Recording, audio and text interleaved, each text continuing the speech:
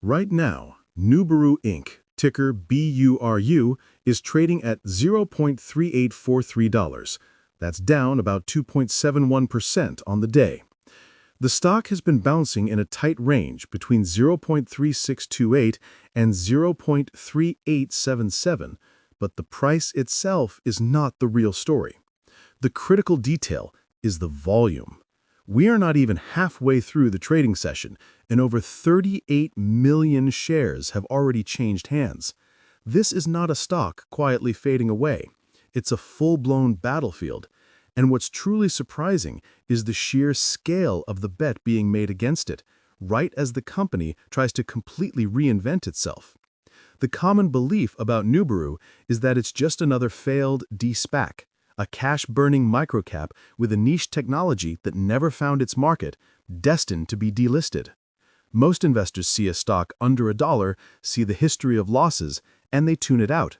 They expect a slow bleed to zero.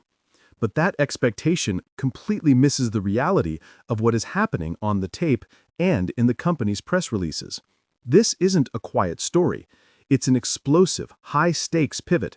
The company that was supposed to be about industrial lasers is now talking about joint ventures for military drones, NATO contracts, and 3D printing manufacturing pods in a radical, almost desperate attempt to transform itself. The 38 million shares in volume today and the hundreds of millions of shares we've seen trade on recent days tell you that this is no longer a forgotten stock.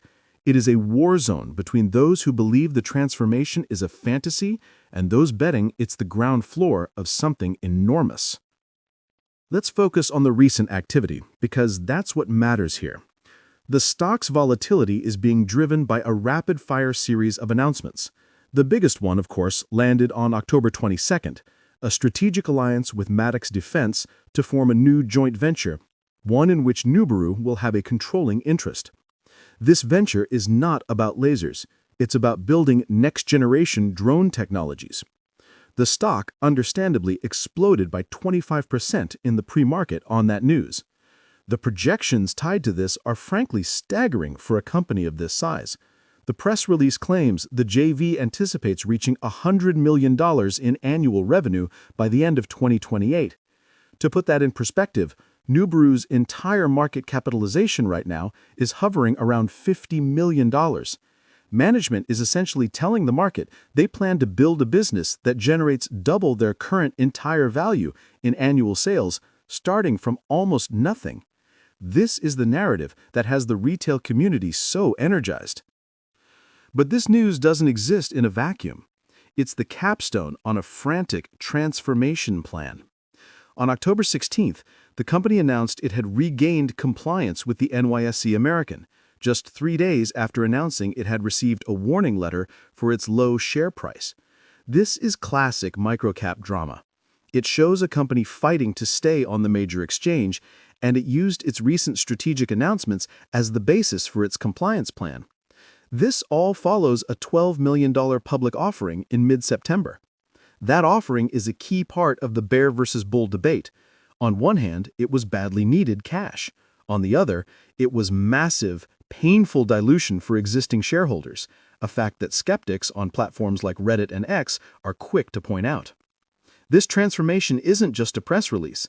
It's being funded by shareholders, and it includes other acquisitions, like the recent one for Orbit on October 7th, all to build this new defense and security hub.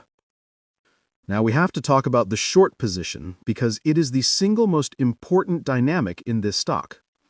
According to the most recent data from October 15th, the short interest in BURU is 20.44 million shares. Let me repeat that. Over 20 million shares are being held short. That represents 26.84% of the entire public float. This is an extraordinarily high level of short interest. It is a massive, concentrated bet that Nuburu will fail. This is the reality that is fighting the expectation of the $100 million drone venture. The tension between that massive short position and the new aggressive turnaround story is why we are seeing such colossal volume. But here is where you must be careful and look deeper. Anyone seeing a 26% short interest might immediately think about a short squeeze. The reality is more complicated. The days to cover ratio is just 0.12.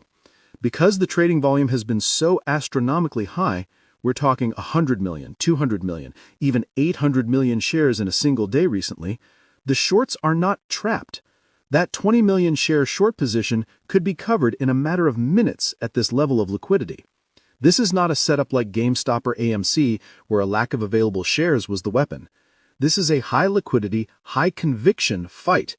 The shorts are not worried about getting out. They are actively and aggressively betting that this defense pivot is a house of cards. What's your take on that 26% short interest? Is it smart money betting against a failing pivot? Or is it fuel for the fire if this defense news gets traction? For investors trying to navigate this, here are the actionable insights. You can track short interest data on platforms like Fintel or S3 Partners to see if that 20 million share number is growing or shrinking. You should also be looking at the off-exchange short volume. For BURU, this number has been consistently over 50%, meaning more than half of all short-selling activity is happening in dark pools, away from the public lit exchanges. This suggests a sophisticated institutional-level short campaign. Another critical signal to watch is the fail-to-deliver data. Back in September, BURU saw several days with massive FTDs, with 8.6 million shares failing to be delivered on September 17th. This can signal settlement issues or problems with locating shares, and it's a red flag that aggressive shorting tactics may be in play. The borrow rate, the fee to short the stock, is elevated around 9%, but it's not the 100+% rate you'd see in a true squeeze panic. This all points to a calculated, well-supplied short thesis, not a desperate one. This brings us to the sentiment. The retail chatter on social media is off the charts. You have one camp calling this the next great turnaround, pointing to the NATO drone market as a multi-billion-dollar opportunity and that $100 million projection as their guiding light. They see the high volume as proof that something is happening.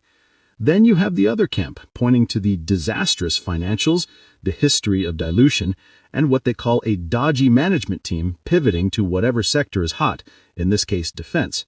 They see the volume as a classic pump and dump, a chance for insiders and early investors to get out.